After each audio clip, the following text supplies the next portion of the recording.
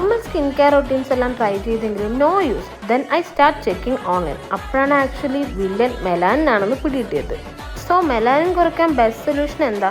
ഗ്ലൂട്ടോത്തൻ. Glutathione നമ്മുടെ ബോഡിയിൽ തന്നെ നാച്ചുറലായിട്ട് ഉണ്ടാക്കുന്ന സൂപ്പർ പവർഫുൾ ആൻറ്റി ഓക്സിഡൻ്റ് ആണ്.